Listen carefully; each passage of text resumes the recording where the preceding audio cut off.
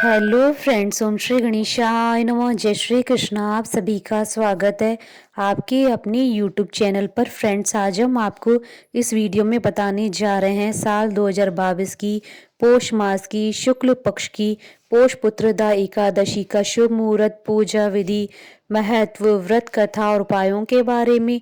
Friends, video शुरू करने से पहले आपसे रिक्वेस्ट है, अगर आप हमारे चैनल पर नए हैं और आपने अभी तक चैनल को सब्सक्राइब नहीं किया है तो प्लीज़ सब्सक्राइब कीजिएगा चैनल को, साथ ही प्रेस कीजिएगा बेल आइकन को, जिससे नए वीडियो से रिलेटेड नोटिफिकेशन आपको तुरंत प्राप्त हो सके। और वीडियो पसंद आने पर वीडियो को लाइक और शेयर जरूर कीजिएगा ताकि सभी भक्तों को इस वीडियो का लाभ प्राप्त हो सके।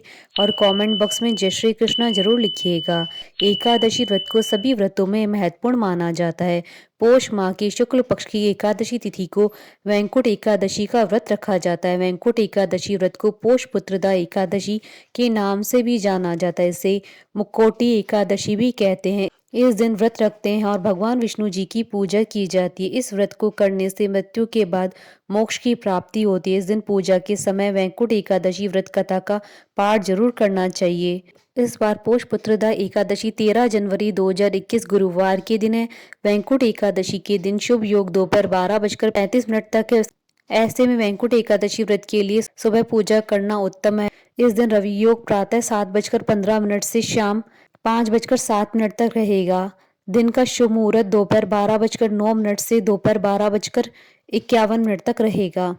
धार्मिक मान्यताओं के अनुसार वैकुंठ एकादशी के दिन भगवान विष्णु जी के धाम वैकुंठ का द्वार खुला रहता है। इस दिन जो भी वैकुंठ एकादशी का व्रत करता है उसे मृत्यु के बाद वैकुंठ धाम में श्री हरि के चरणों में स्थान मिलता है और उसे मोक्ष की प्राप्ति होती है। इस दिन पुत्रदा एकादशी भी होती है। ऐसे में आप यदि वैकुंठ एकादशी का व्रत रखते हैं तो आपको संतान प्राप्ति का भी आशीर्वाद प्राप्त होता है। जो लोग निसंतान है उनको पुत्रदा एकादशी का व्रत रखना चाहिए।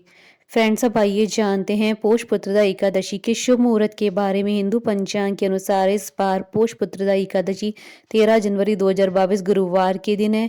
पोष शुक्ल एकादशी तिथि प्रारंभ होगी 12 जनवरी 2022 को शाम 4:49 पर और पोष पुत्रदा एकादशी का समापन होगा 13 जनवरी 2022 को शाम 7:32 पर। व्रत पारण का समय रहेगा 14 जनवरी 2022 को सुबह 7:17 से सुबह 9:25 तक। फ्रेंड्स, अब आइए जानते हैं पोष पुत्रदा एकादशी की पूजन विधि के बारे में। एकादशी के नियमों का पालन दशमी तिथि से ही करना चाहिए, इसलिए दशमी तिथि से ही नमक का त्याग कर देना चाहिए। पुत्रदा एकादशी के दिन ब्रह्म मुहूर्त में उठना चाहिए और स्नान करने के बाद साफ वस्त्र धारण करने चाहिए। इसके बाद एक साफ चौकी पर गंगा जल छिड़ककर उस पर पीले रंग का वस्त्र बिछाना चाहिए और भगवान विष्णु को पंचामृत से स्नान कराना चाहिए। पंचामृत में तुलसी दल अवश्य ही होना चाहिए। इसके बाद उस चौकी पर भगवान विष्णु का चित्र स्थापित करें। चित्र स्थापित करने के बाद कलश की भी स्थापना करें और कलश पर लाल रंग का कपड़ा बांधे। इसके बाद भगवान विष्णु का चंदन से तिलक करें और उन्हें पीले फूलों की माला और पुष्प अर्पित करें। पुष्प अर्पित करने के बाद भगवान विष्णु को पीले फूल, फल, नैवेद्य, पीले रंग की मिठाई आदि अर्पित करें। इसके बाद भगवान विष्णु की विधिवत पूजा करें, उनके मंत्रों का उच्चारण करें और पुत्रदा एकादशी की कथा सुने। पूजा के बाद भगवान विष्णु की धूप व दीप से आरती उतारे, उन्हें मिठाई का भोग लगाएं।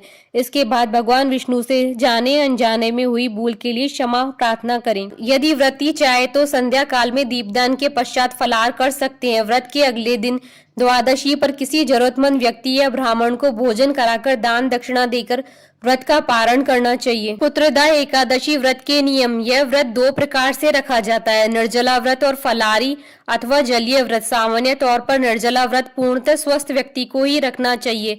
सामान्य लोगों को और अन्य को फलाहारी या जलीय व्रत रखना चाहिए। संतान संबंधी मनोकामनाओं के लिए इस दिन भगवान श्री कृष्ण के बाल गोपाल रूप या श्री नारायण की उपासना करनी चाहिए। फ्रेंड्स, अब आइए प्रारंभ करें पोष पुत्रदा एकादशी की पौराणिक व्रत कथा। महाराज युधिष्ठिर ने भगवान से कहा कि अब आप कृपा करके मुझे पोष शुक्ल एकादशी के विषय में बताइए। इसका क्या नाम है, इसकी क्या विधि है और इसमें कौन से देवता का पूजन किया जाता है। भक्त वत्सल भगवान श्री कृष्ण बोले, हे राजन, इस एकादशी का नाम पुत्रदा एकादशी है। इसमें श्री नारायण भगवान की पूजा की जाती है। इस चर और अचर संसार में पुत्रदा एकादशी के व्रत के समान दूसरा कोई व्रत नहीं है। इसके पुण्य से मनुष्य तपस्वी, विद्वान और लक्ष्मीवान होता है। इसकी कथा मैं कहता हूँ तुम ध्यान पूर्वक सुनो। भद्रावती नामक नगरी में सुकेतुमान नाम का एक राजा राज्य करता था। उसके कोई पुत्र नहीं था। उसकी स्त्री का नाम शैव्या था। वह निपुती होने के कारण सदैव चिंतित रहा करती थी। राजा के पितृ भी रो रो कर पिंड लिया करते थे और सोचा करते थे कि इसके बाद हमको कौन पिंड देगा। राजा को भाई बांधव, धन, हाथी, घोड़े, राज्य और मंत्री, इन सब में किसी से भी संतोष नहीं था। वह सदैव ही विचार करता था कि मेरे मरने के बाद मुझको कौन पिंडदान करेगा। बिना पुत्र के पितरों और देवताओं का ऋण मैं कैसे चुका सकूंगा। जिस घर में पुत्र न हो उस घर में सदैव अंधेरा ही रहता है।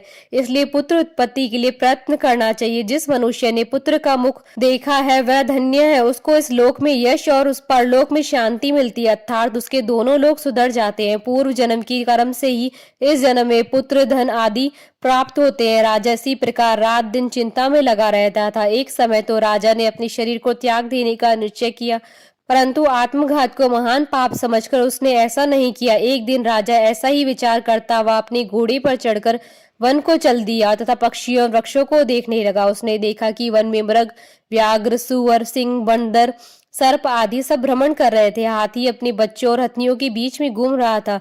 इस वन में कहीं तो गीदड़ अपने कर्कश स्वर में बोल रहे हैं, कहीं उल्लू ध्वनि कर रहे हैं। वन के दृश्यों को देखकर राजा सोच विचार में लग गए। इसी प्रकार आधा दिन बीत गया। वह सोचने लगा कि मैंने कई यज्ञ किए, ब्राह्मणों को स्वादिष्ट भोजन से तृप्त किया, फिर भी मुझको दुख प्राप्त हुआ क्यों। राजा प्यास के मारे अत्यंत दुखी हो गया और पानी की तलाश में इधर उधर फिरने लगा। थोड़ी दूरी पर राजा ने एक सरोवर देखा।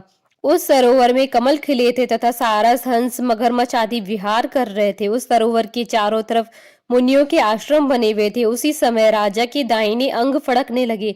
राजा शुभ शकुन समझकर घोड़े से उतरकर मुनियों को दंडवत प्रणाम करके बैठ गया। राजा को देखकर मुनियों ने कहा, हे राजन, हम तुमसे अत्यंत प्रसन्न हैं। तुम्हारी क्या इच्छा है सो कहो। राजा ने पूछा, महाराज आप कौन हैं और किस लिए यहाँ आए, कृपा करके बताइए। मुनि कहने लगे कि हे राजन, आज संतान देने वाली पुत्रदा एकादशी है। हम लोग विश्वदेव हैं और सरोवर में स्नान करने के लिए आए हैं। यह सुनकर राजा कहने लगा कि महाराज, मेरे भी कोई संतान नहीं है। यदि आप मुझ पर प्रसन्न हो तो एक पुत्र का वरदान दीजिए। मुनि बोले, हे राजन, आज पुत्रदा एकादशी, आप अवश्य इस व्रत को करें। भगवान की कृपा से अवश्य ही आपके घर में पुत्र होगा। मुनि के वचनों को सुनकर राजा ने उसी दिन एकादशी का व्रत किया और द्वादशी को उसका पारण किया। उसके पश्चात मुनियों को प्रणाम करके महल में वापस आ गया। कुछ समय बीतने के बाद रानी ने गर्भ धारण किया और 9वें महीने के पश्चात उसके एक पुत्र हुआ। वह राजकुमार अत्यंत शूरवीर, यशस्वी और प्रजापालक हुआ। श्री कृष्ण बोले, हे राजन, पुत्र प्राप्ति के लिए पुत्रदा एकादशी का व्रत करना चाहिए। जो मनुष्य इस महात्मा को पढ़ता है या सुनता है उसे अंत में स्वर्ग की प्राप्ति होती है। संतान प्राप्ति का उपाय, प्रातः काल पति पत्नी दोनों संयुक्त रूप से भगवान श्री कृष्ण की उपासना करें। संतान गोपाल मंत्र का जाप करें। मंत्र जाप के बाद पति पत्नी प्रसाद ग्रहण करें। गरीबों को श्रद्धा अनुसार दक्षिणा दें और उन्हें भोजन कराएं। बोले भगवान श्री कृष्ण की जय, भगवान विष्णु की जय, सनातन धर्म की जय। हमारे साथ इस वीडियो में अंत तक बने रहने के लिए आपका धन्यवाद। ओम श्री गणेशाय नमः। जय श्री कृष्णा।